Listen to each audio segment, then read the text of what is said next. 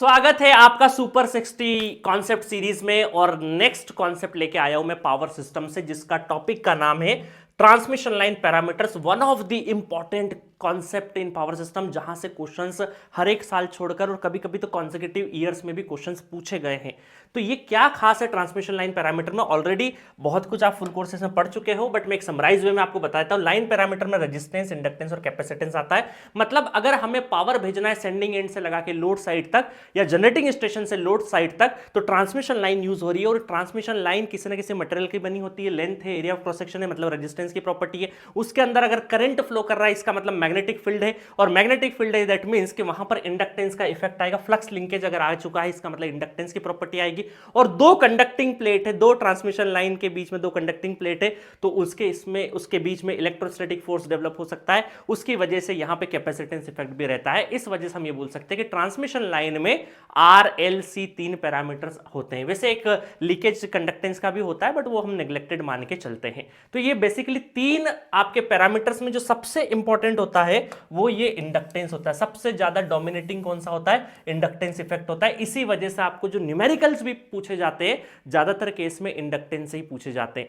हालांकि कैपेसिटेंस से भी क्वेश्चंस बनते हैं, आपने बहुत सारी किताबों में देखे होंगे, बट आपके गेट एग्जामिनेशन में कैपेसिटेंस से सच बहुत फ्रीक्वेंट आज क्वेश्चन ना के बराबर है। अगर क्वेश्चन आएगा भी तो इंडक्टेंस से ही आने की संभावना है, बट कैपेसिटेंस को भी हल्के में लेके मत जाइएगा। इसको भी आप फॉर्मूले अपने फुल कोर्सेज वगैरह में अपन ने कराए होंगे, उनको देख के जरूर जाना। बट अभी सीरीज में मेरा फोकस सिर्फ और सिर्फ इंडक्टेंस पे रहने वाला है। ठीक है, चलिए देखिए इंडक्टेंस का मैं एक समरी बता देता हूं ब्रीफ में, क्योंकि बहुत बड़े बड़े डेरिवेशंस और अलग अलग कैटेगरी के डेरिवेशंस बनाए हैं, और ये समरी वर्जन आपको कहीं पर भी नहीं मिलेगा, ये मेरा बनाया हुआ है। ठीक है, मैंने क्या किया है, एक कंडक्टर लिया है, सपोज करो एक कंडक्टर में इंटरनल और एक्सटर्नल हम लोगों ने इंडक्टेंस कैलकुलेट किया था, उनके फॉर्मूले रख रखे हैं। इन दोनों को जब हम सम करते हैं तो टोटल इंडक्टेंस का फॉर्मूला ये आता है हमारा, फ्लक्स लिंकेज के फॉर्म में आता है। फ्लक्स लिंकेज में करंट का डिवाइड कर देंगे तो इंडक्टेंस आ जाएगा। फिर हम बात करते हैं कि भाई एक कंडक्टर से तो कुछ होने से रहा, एटलीस्ट हमें सिंगल फेज के लिए दो कंडक्टर तो चाहिए, एक गो और एक दूसरा रिटर्न कंडक्टर। तो यहां से दो चीजें होती है, थ्री फेज और सिंगल फेज। सिंगल फेज में दो कंडक्टर है तो उसका फॉर्मूला इस तरीके से कुछ लिखाता है। और अगर मुझे लूप इंडक्टेंस मतलब टोटल का चाहिए तो 2 टाइम्स कर देंगे हम लोग। सिमिलरली फिर स्किन इफेक्ट लिया था, फिर हम लोगों ने देखा कि स्किन इफेक्ट की वजह से पूरा सॉलिड कंडक्टर यूज नहीं होता है, सिर्फ और सिर्फ थिक, सिर्फ स्किन, मोटी चमड़ी है ना, थिक वाले पोर्शन पे ही आपका करंट फ्लो करता रहता है। Even though it is a solid conductor, but फिर भी इफेक्टिव एरिया इसका कम हो जाता है। ये थिक आपकी रेडियस में या थिक जो कंडक्टर साइज है, इसी में आपका करंट फ्लो करता रहता है। इसी को हम स्किन इफेक्ट बोलते हैं। स्किन मतलब ऊपर ऊपर ही करंट फ्लो कर रहा है। तो इस वजह से फिजिकल रेडियस ना लेके इसका इफेक्टिव रेडियस निकालते हैं। उसकी वैल्यू आपको नींद में भी कोई पूछे तो पता होना चाहिए, 0.7788 R, 0.7788 R, और e to the power -1/4 R भी इसको बोलते हैं। चलिए अब बात करते हैं थ्री फेज पे। थ्री फेज में 3 कंडक्टर चाहिए। अब देखो 3 कंडक्टर वो इक्वल डिस्टेंस पे भी हो सकते हैं, जिसको हम सिमेट्रिकल स्पेसिंग बोलते हैं, और अनइक्वल डिस्टेंस पे भी हो सकते हैं, जिसको हम बोलते हैं अनसिमेट्रिकल स्पेसिंग। ठीक है, तो अनसिमेट्रिकल डिस्टेंस अगर है तो ये 3 कॉन्फ़िगरेशंस मैंने आपको अनसिमेट्रिकल के बता रखे हैं। दोनों केस में आपको पर फेज इंडक्टेंस अगर निकालना रहेगा 2 × 10⁻⁷ ln d/r' और 2 × 10⁻⁷ ln क्यूबिक रूट, जितने डिस्टेंस है उतना क्यूबिक रूट कर देंगे, d1 d2 d3 तीनों डिस्टेंस डिवाइडेड बाय r'। फिर उसके बाद 3 फेज कॉन्फ़िगरेशन होते हैं। हालांकि गेट में आज तक जो क्वेश्चंस आए हैं वो आपके सिंगल फेज या 3 फेज से ही आए हैं। बाकी आपके क्वेश्चंस 3 फेज कॉन्फ़िगरेशन के आज तक नहीं पूछे हैं। बट जैसे single circuit line, double circuit line हम लोगों ने फुल कोर्स में पढ़ा है, बट डबल सर्किट लाइन बहुत कैलकुलेटिव हो जाता है, इसलिए ऑब्जेक्टिव टाइप्स वाले जैसे एग्जाम्स होते हैं वहां पर हो सकता है डबल सर्किट के क्वेश्चंस आए, इसीलिए नहीं आए होंगे क्योंकि ये कन्वेंशनल टाइप के प्रॉब्लम्स आते हैं यहां से, तो आपके ऑब्जेक्टिव या एमसीक्यू टाइप के एग्जाम्स में नहीं आ सकता। दूसरा है विथ बंडलिंग। बंडलिंग में भी अलग अलग, बंडलिंग का मतलब ऑलरेडी मैं समझा चुका हूं, 2 बंडल, 3 बंडल, 4 बंडल, मतलब एक ही फेज में अलग अलग तरीके से बंडलिंग हो सकती है। तो उसमें 2 के साथ में कैसे डीएस निकालते हैं, मतलब इफेक्टिव रेडियस यहां पे बदल जाता है। 3 में कैसे, 4 में कैसे, सब मैंने सिखा रखा है। सारे फॉर्मूले मैंने यहाँ समराइज वर्जन करके लिख रखे हैं। डबल सर्किट लाइन में हम लोग 2 × 10⁻⁷ ln GMD divided by GMR। GMD मतलब इफेक्टिव डिस्टेंस है ना, अपोजिट करंट वाला, और GMR मतलब इफेक्टिव रेडियस सेम करंट वाला है ना। ये सारा चीज हम लोगों ने देख रखा है। और सिंगल सर्किट सेम है, सिमेट्रिकल एंड सिमेट्रिकल स्पेसिंग रहता है। तो ये पूरा का पूरा कॉन्फ़िगरेशन हमने, ये सारे फॉर्मूले, सारे डेरिवेशंस हम लोगों ने अपने फुल कोर्सेज में देख रखे। आपको सिर्फ यहाँ पे समरी वर्जन से ही काम है, और स्पेशली इन दोनों पे ही काम है। देखो क्वेश्चन किस तरीके से आते हैं मैं आपको दिखाता हूं। क्वेश्चंस बढ़ने से पहले आपको एक चीज और बता दूं, जीएमआर कैलकुलेशन। कई बार जो स्टैंडर्ड कंडक्टर होते हैं, स्टैंडर्ड मतलब एक कंडक्टर हम सिंपल सॉलिड यूज नहीं करते, ऐसे बहुत सारे कंडक्टर्स यूज करते हैं, कंपोजिट कंडक्टर जिसको हम बोलते हैं स्टैंडर्ड कंडक्टर, ठीक है, उनमें आपसे पूछा जा सकता है जीएमआर कैलकुलेशन।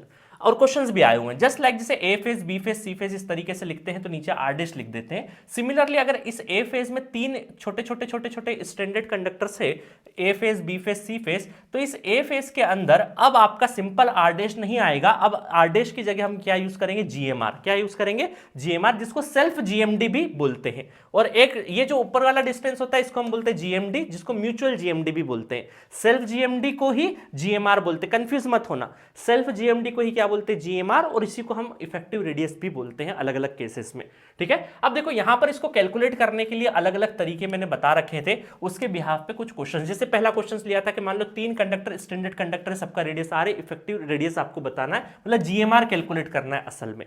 तो हम क्या करते हैं, यहां पर तीनों की वजह से जो आएगा, मतलब जो नेट आएगा, देखो ये नेट आएगा ds, ds1, ds2, ds3, 1 2 3 तीन कंडक्टर है, तो एक बार हम यहां बैठ के देखते हैं, दूसरी बार यहां पे बैठेंगे और तीसरी बार यहां पे बैठेंगे, तो अलग अलग जगह बैठ के हम देखेंगे। तो ds1 अगर हम देखेंगे तो d11, d12, d13, जिस पे बैठे हैं उसका खुद का तो रेडियस लेना है, जिसका आर डैश आएगा उसका खुद का रेडियस कितना आएगा, आर डैश, मतलब d11 कितना होगा, 0.7788 आर।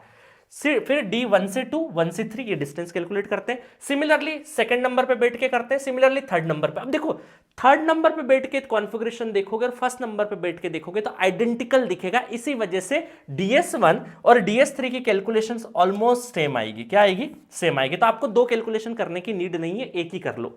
तो आपको ध्यान रखना है खासकर जीएमआर कैलकुलेशन में कि सारे कंडक्टर की कैलकुलेशन करने की जरूरत नहीं है, वो कैलकुलेशन जहां से सिमेट्रिसिटी दिख रही है आपको कॉन्फ़िगरेशंस की, डायग्राम की, तो उतने आपके क्या रहेंगे, बराबर रहेंगे, ठीक है। और फाइनल आंसर हम लोग सारे वैल्यूज पुट कर देंगे। ये सब के सब क्या कर रहे हैं, ज्योमेट्रिकल मीन रेडियस देख रहे हैं हम, सारी के सारी क्या देख रहे हैं, ज्योमेट्रिकल मीन रेडियस। वो करते हुए खासकर ध्यान रखना जितने डिस्टेंस होंगे उतना क्यूबिक रूट लगेगा। कई बार रूट लगाने में बहुत बार गड़बड़ी हो जाती है, इस चीज का खासा ध्यान रखना है। और फाइनल सारी वैल्यू, सारी डिस्टेंस यहां पुट कर देंगे और आंसर आ जाएगा। इसी के बेसिस पे ये क्वेश्चन गेट 2022 में आया हुआ है। 4 कंडक्टर इस तरीके से दे रखे थे। अब यहां पर कैलकुलेशन ज्यादा करने की जरूरत नहीं थी, क्योंकि 1 2 3 4 कर दिया। जहां यहां बैठ के जैसा दिखेंगे, यहां बैठ के देखेंगे, यहां बैठ के देखेंगे, यहां बैठ के देखेंगे, बिल्कुल सिमेट्रिक दिखेगा। तो क्या हम ऐसा बोल सकते हैं कि जो नेट ds होगा वो ds1, ds2, ds3 और ds4, 4 डिस्टेंस है तो फोर्थ रूट आएगा। और हमें पता है कि चारों डिस्टेंसेस क्या है, बराबर ही आएंगे, बराबर ही आएंगे, है ना, बराबर ही आएंगे। ये ऑलरेडी मैं करवा चुका हूं बहुत अच्छे से। तो चारों डिस्टेंसेस, कैसे डिस्टेंस ds1 अगर मुझे निकालना है तो मैं क्या करूंगा, d11, d11, d12, d13 and d14, है ना। d11 मतलब आर डैश, d11 मतलब आर डैश, 1 से 2, 2 से 3, और यहाँ पाइथागोरस यूज करके डिस्टेंस कैलकुलेट कर सकते हैं। तो बड़ी आसानी से आपको चारों अगर बराबर है तो आपको यही क्या आ जाएगा, ds के बराबर आ जाएगा। तो ये बहुत सिंपल क्वेश्चंस होते हैं और ये मैं पिछले 10 सालों से प्रॉब्लम कराते आ रहा हूं, बट 2022 में एग्जैक्टली प्रॉब्लम पूछ लिया। कई सारे बच्चों को तो पढ़े हुए होंगे तो उनको आंसर भी रटा था इसका, ठीक है। अब देखो गेट 2015 में क्वेश्चंस पूछा गया, 3 फेज का पूछा है। किसका पूछा है, 3 conductors, each are radius R, क्या पूछा, ज्योमेट्रिकल मीन, जीएमआर पूछा है आपसे। क्या पूछा है, जीएमआर पूछा है। 3 कंडक्टर दे रखे हैं, 3 कंडक्टर्स, कंपोजिट कंडक्टर, है ना, नॉट 3 फेज, है ना, मैंने गलती से 3 फेज बोल दिया, बट 3 फेज नहीं है, सिंपल 3 कंडक्टर लगे हुए हैं, जीएमआर पूछा है। अब 60 डिग्री अगर 2 का दे रखा है, तीसरा भी 60 डिग्री होगा, तो इक्विलेटरल ट्रायंगल में सब डिस्टेंसेस बराबर होते हैं, तो 3r 3r 3r हो जाएगा। वही आपको अप्रोच से क्वेश्चन सॉल्व करना, कंपोजिट में k टाइम्स ऑफ r आएगा, तो इस k की वैल्यू आपसे पूछिए। तो बहुत ही सिंपल प्रॉब्लम होती है, आप आराम से चीजें कर सकते हैं।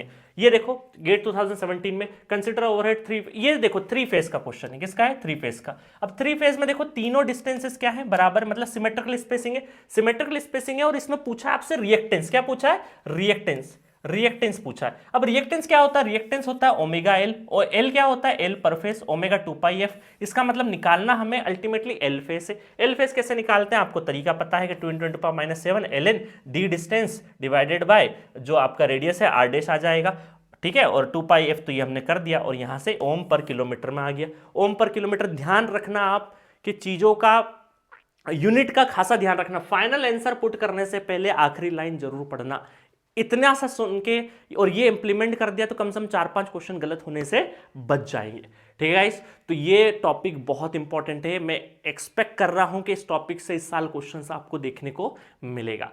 ठीक है, तो मिलेंगे नेक्स्ट किसी इंपॉर्टेंट कॉन्सेप्ट में। Okay, thank you so much.